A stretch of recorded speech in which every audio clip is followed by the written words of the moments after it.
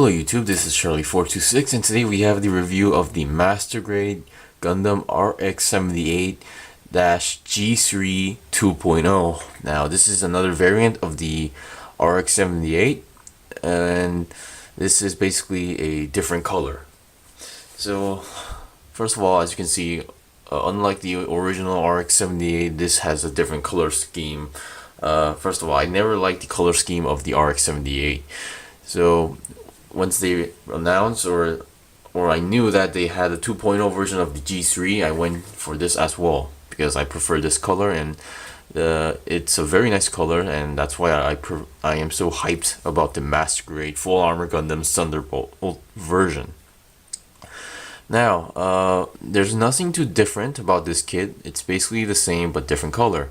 I believe this was never shown in anime, but in other manga or games, Admiral pilots this to fight the Char Rickdom. You can check the Master Grade Char Aznavour's Rickdom on my page, and yeah. So let's get on to the review. Now, first of all, what do you get? You get of course, RX-78 G3 Gundam with the traditional or standard beam rifle. I never knew this, but I realized it looks very big for the kit. And you get not only, to me, this wasn't one of the selling points, but the shield.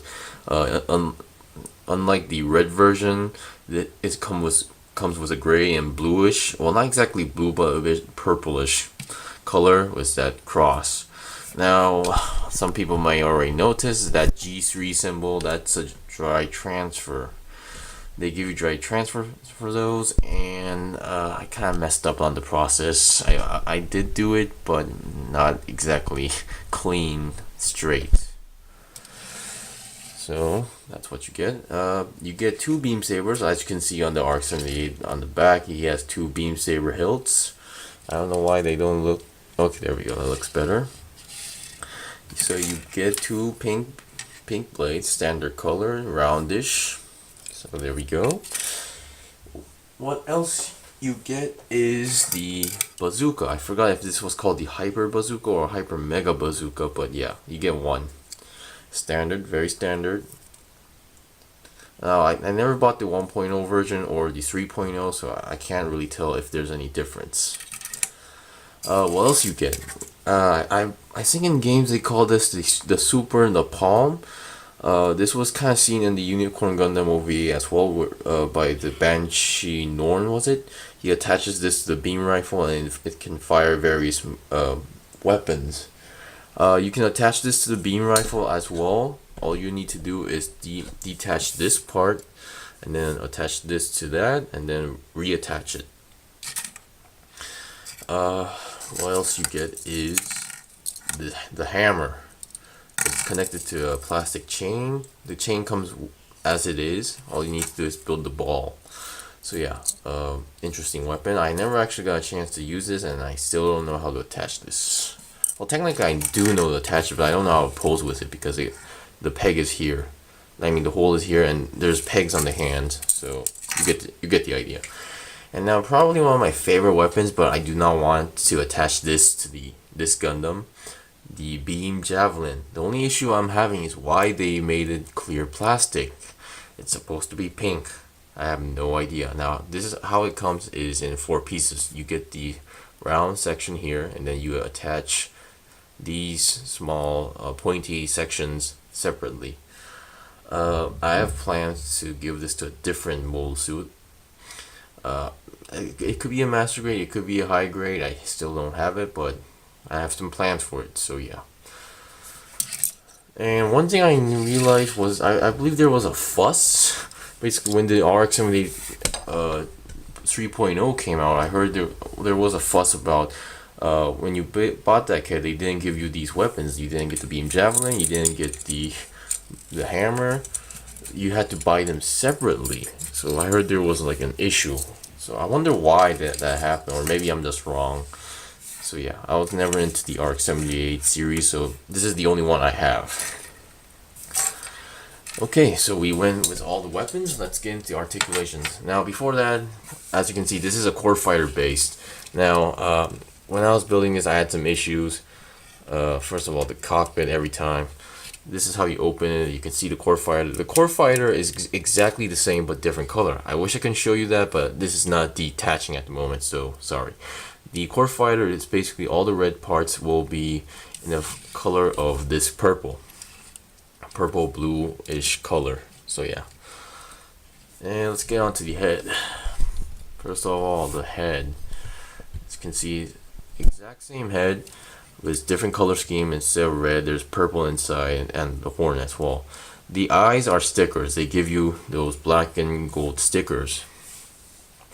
Very nice detail, and the head is actually very well made. It has a lot of parts into it. So when I was building it, I was pretty surprised.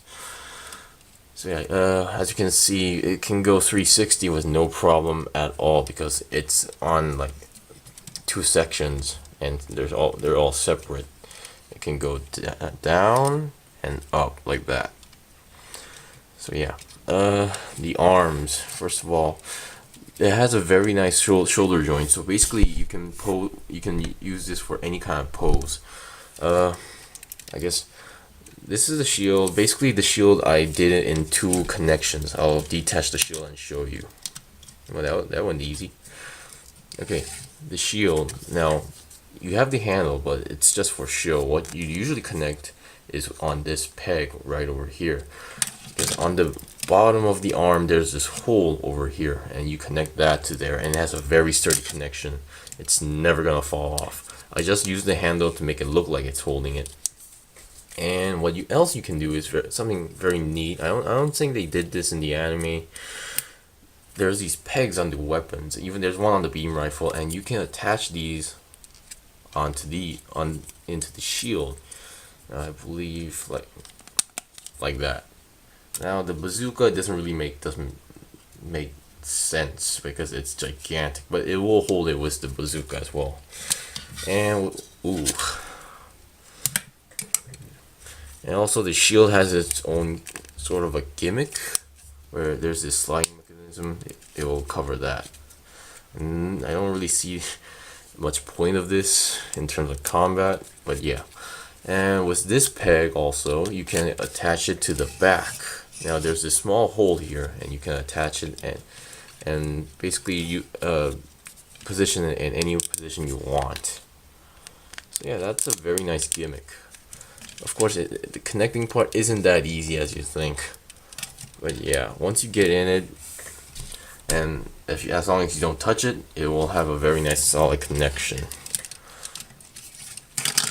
So for the arm articulation, yeah, that's as much as you go, and 360 is no problem unless you don't touch the beam sabers.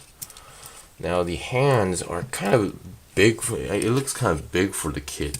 It's each finger is individually articulated, but stronger than the Rick-Dom I have. The stronger than the Char's Rick-Dom, so that's a very good plus. And also they have this gimmick where the shoulder will kind of pop out. And this, I have no idea why this keeps happening, but it keeps sliding off.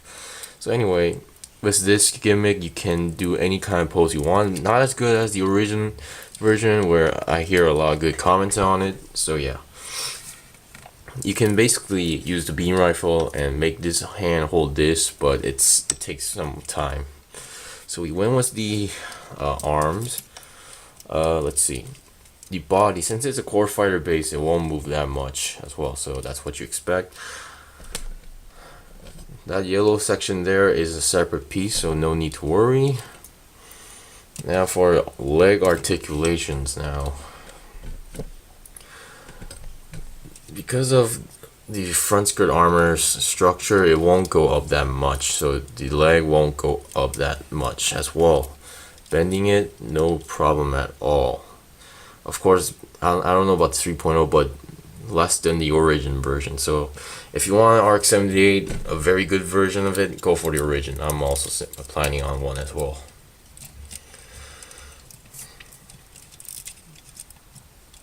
So yeah, we basically saw the basics. Now the weapon, how they connect. On the hand, there's this peg over here. There's a peg on inside the, well, not inside, but on the hand.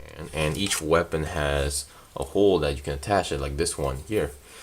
And all you need to do is just match it up and then position the weapon like that.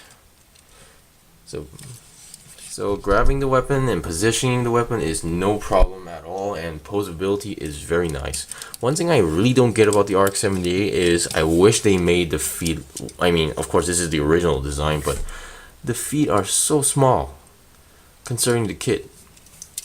Well, of course it doesn't really have much balance issues as you think, but still, why the small feet? It just makes me wonder. The bazooka, interesting features that I'm gonna detach this now is the handle, because unlike most bazookas where oh boy, sorry about that. Unlike most, oh come on, there we go. The handle won't have much movement, but this one has a lot of movement. I don't know, maybe I messed something up, but this will, because of this gimmick, you have no problem of holding the bazooka. The beam javelin, this does not have a hole on the weapon itself, so this is basically just holding it in both hands or somehow. So yeah, we went with the basics. The price isn't that much.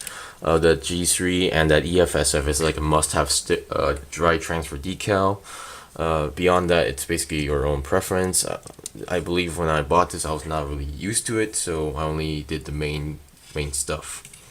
Now, if you want an RX-78, go for it. You can either go for the 3.0, but if you don't like the color, your only chance or option is the G-3 2.0.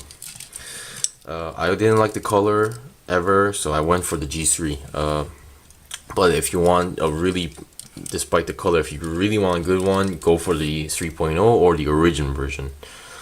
I guess this is very recommendable for beginners, because the RX-78 is the first Gundam, the basics of a Gundam as well. So yeah, thank you for watching my videos. If this video was helpful or informative, please like my videos and also subscribe to my channel. I have more Gunpla reviews to make and buy. So keep up for updates, and see you guys next time.